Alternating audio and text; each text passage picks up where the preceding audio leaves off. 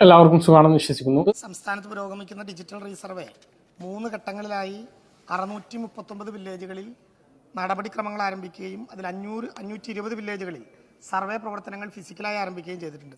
Digital survey പൂർത്തിയാകുന്ന ഒരു വില്ലേജുകളിൽ കൈവശാവകാശമുള്ള അർഹതയുള്ള ആളുകൾക്ക് ഭൂമി ലഭ്യമായില്ലെങ്കിൽ അത് പെട്ടെന്ന് തിരിച്ചറിയാനും അർഹതപ്പെട്ട ആളുകൾക്ക് ആ ഭൂമി കൊടുക്കാനും ഡിജിറ്റൽ റീസർവേയുടെ സാധ്യമാകും എന്നുള്ളത് വളരെ പ്രധാനപ്പെട്ട കാര്യമാണ്. ഇവിടെ നമുക്കറിയാവുന്നതുപോലെ നമ്മുടെ പല പ്രദേശങ്ങളിലും അങ്ങനെ നമുക്ക് ബോധ്യപ്പെട്ടിട്ടുണ്ട്. ലാൻഡ് പാഴ്സലുകൾ അളന്ന് തിട്ടപ്പെടുത്തിയപ്പോൾ അതിൽ 26 ലക്ഷത്തിലധികം ലാൻഡ് പാഴ്സലുകളിൽ അധിക വിസ്തീർണം കണ്ടെത്തിയതായി നമുക്ക് ബോധ്യപ്പെട്ടു.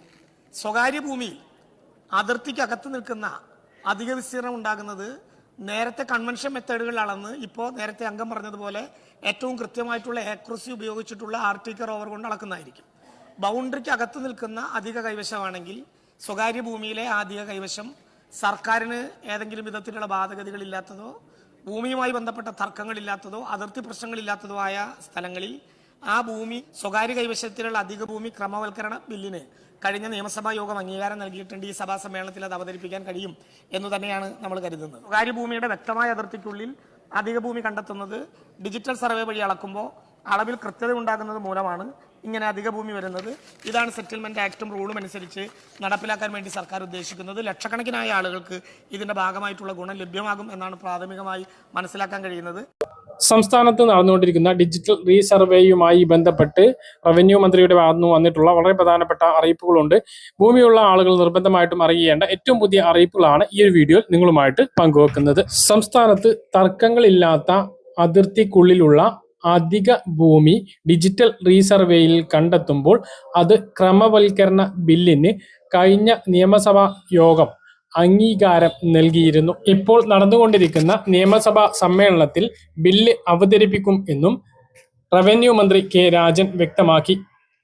അതിർത്തിക്കുള്ളിലെ അധിക ഭൂമി ഡിജിറ്റൽ റീസർവേയിൽ കണ്ടെത്തുമ്പോൾ അത് അളവിലെ കൃത്യത കൊണ്ട് ആണ് എന്നും അതിർത്തി തർക്കങ്ങളോ സർക്കാർ ഭൂമി അടുത്ത് വരാത്തതോ ആയിട്ടുള്ള ഇത്തരം ഭൂമികൾക്ക് നികുതി അടയ്ക്കാനുള്ള സൗകര്യമാണ് ഡിജിറ്റൽ റീസർവേ നടപടികൾ കഴിയുമ്പോൾ വരാൻ പോകുന്നത് എന്നുള്ളതാണ് ഏറ്റവും പ്രധാനപ്പെട്ട ഒരു കാര്യം. അതാണ് കഴിഞ്ഞ ദിവസം റവന്യൂ മന്ത്രി കെ രാജൻ നിയമസഭയിൽ വ്യക്തമാക്കിയിട്ടുള്ളത്. ഡിജിറ്റൽ റീസർവേയുമായി ബന്ധപ്പെട്ട മറ്റു അറിയിപ്പുകളാണ് ഇനി പറയുന്നത്. നവംബർ 1 മുതൽ കേരളത്തിൽ റവന്യൂ കാർഡുകൾ ലഭ്യമാക്കുമെന്ന് റവന്യൂ മന്ത്രി കെ രാജൻ വ്യക്തമാക്കി. കേരളത്തിലെ ഡിജിറ്റൽ റീസർവേ പൂർത്തീകരിച്ച എല്ലാ വില്ലേജുകളിലും നവംബർ 1 മുതൽ റവന്യൂ കാർഡ് ലഭിക്കും. QR കോഡ് ഘടിപ്പിച്ച 10 അക്ക നമ്പറുള്ള കാർഡ് വഴി വില്ലേജ് ഓഫീസുകളിൽ നിന്നും ലഭ്യമാകേണ്ട ഭൂമി വിവരങ്ങൾ, കെട്ടിടത്തിന്റെ വിശദാംശങ്ങൾ ഉൾപ്പെടെയുള്ള വിവരങ്ങൾ എന്നിവയെല്ലാം ഇതിലൂടെ എളുപ്പത്തിൽ ലഭ്യമാകും എന്നും അദ്ദേഹം പറഞ്ഞു. സർവേ ഭൂരേഖാ വകുപ്പാണ് ഡിജിറ്റൽ സർവേ നടത്തുന്നത്. കേരളത്തിലെ എല്ലാ ഭൂപ്രദേശങ്ങളും ഡിജിറ്റൽ സർവേ നടത്തി കൃത്യവും കാലികവുമായ രേഖകൾ ഒരുക്കുന്നതിനാണ് വിവിധ വകുപ്പുകൾ ചേർന്ന് സർവേ നടത്തുന്നത്.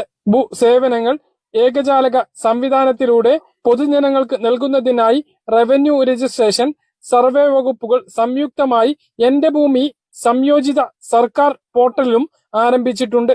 ഡിജിറ്റൽ സർവേ സജീവമായി സംസ്ഥാനത്തിന്റെ വിവിധ ജില്ലകളിൽ നടക്കുകയും രേഖകൾ പഴയ പേപ്പർ നടപടികൾക്കപ്പുറം സാങ്കേതികമായി രേഖപ്പെടുത്തി വെക്കുകയും ചെയ്തിട്ടുണ്ട്. സർക്കാരിന്റെ ഭാഗത്തുനിന്നും വിപുലമായ പ്രചാരണങ്ങളിലൂടെയും പൊതുജനങ്ങളെ മുൻകൂട്ടി ബോധവൽക്കരിച്ചുമാണ് ഓരോ പ്രദേശത്തും സർവേ നടപടികൾ നടന്നുകൊണ്ടിരിക്കുന്നത്. സംസ്ഥാനത്തിന്റെ വിവിധ ജില്ലകളിലും വിവിധ വില്ലേജുകളിലും ഇനിയും സർവേ നടപടികൾ പൂർത്തീകരിക്കാനുണ്ട്.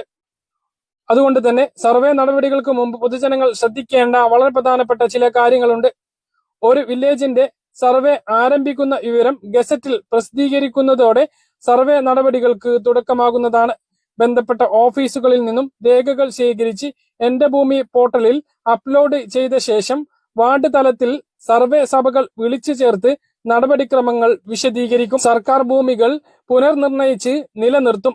പിന്നീട് ഭൂ ഉടമസ്ഥന്റെ പേര്, ഭൂമിയുടെ വിശദാംശങ്ങൾ എന്നിവ സ്ഥിരീകരിച്ച ശേഷം ഫീൽഡ് സർവേ നടത്തുന്നതാണ് പ്രധാനപ്പെട്ട ഘട്ടം.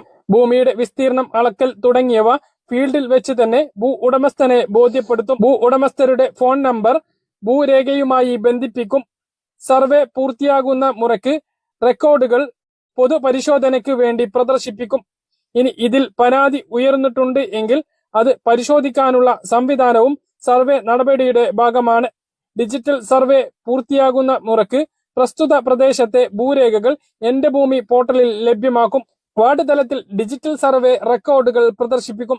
സർവേ പൂർത്തിയാക്കിയ വിവരം പൊതുജനങ്ങളെ അറിയിക്കുന്നതിനായി അതിരടയാള നിയമപ്രകാരം സെക്ഷൻ 9:2 പ്രസിദ്ധീകരിച്ചതിന് ശേഷം 1 മാസം സർവേ റെക്കോർഡുകൾ ബന്ധപ്പെട്ട ക്യാമ്പ് ഓഫീസുകളിൽ പ്രദർശിപ്പിക്കും.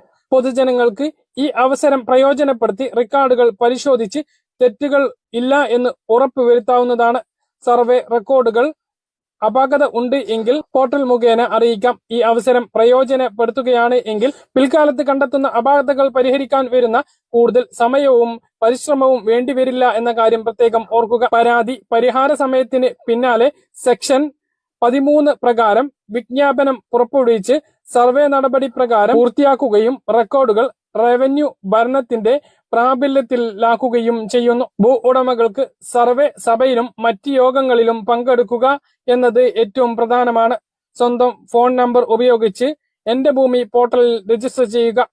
പോർട്ടൽ പരിശോധിച്ച് സ്വന്തം ഭൂമി വിവരങ്ങൾ റവന്യൂ രേഖകളിൽ ഉണ്ട് എന്ന് ഉറപ്പുവരുത്താനാകും. ഉടമസ്ഥാവകാശം തെളിയിക്കുന്ന രേഖകൾ നൽകുകയും സർവേ ചെയ്യുന്നതിന് സൗകര്യം ഒരുക്കുകയും ചെയ്യുക. അതുപോലെ അതിർത്തിയിൽ വ്യക്തമായ അടയാളങ്ങൾ ഇല്ലാത്ത പക്ഷം സർവേ തീയതിക്ക് മുമ്പായി അവ സ്ഥാപിക്കാൻ ശ്രദ്ധിക്കുക.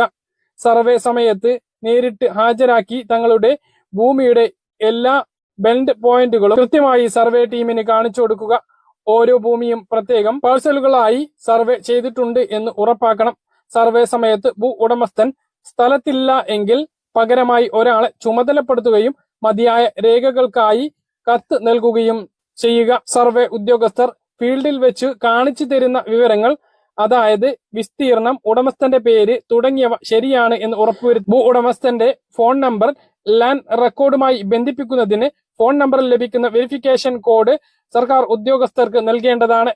എന്റെ ഭൂമി പോർട്ടൽ മുഖേന സേവനം ലഭ്യമാകുന്നതിന് ഭൂ ഉടമസ്ഥന്റെ ഫോൺ നമ്പർ ലാൻഡ് റെക്കോർഡുമായി ബന്ധിപ്പിക്കണം എന്നുള്ളത് ഉറപ്പാക്കണം. എല്ലാം കഴിഞ്ഞ് സർവേ പൂർത്തിയായി റെക്കോർഡുകൾ പ്രദർശിപ്പിക്കുമ്പോൾ അവ പരിശോധിച്ച് തെറ്റില്ല എന്ന് ഉറപ്പുവരുത്തുകയും വേണം. കാര്യങ്ങൾ കൃത്യമായിട്ട് മനസ്സിലാണെന്ന് വരുന്നു. ഇതുപോലെ ഇൻഫർമേഷൻ ലഭിക്കാൻ ചാനൽ സബ്സ്ക്രൈബ് ചെയ്യുക, ബെല്ലൈക്കൻ എനേബിൾ ചെയ്ത് വെക്കുക. മറ്റൊരു വീഡിയോ കാണാം. ദൂരേക്കും.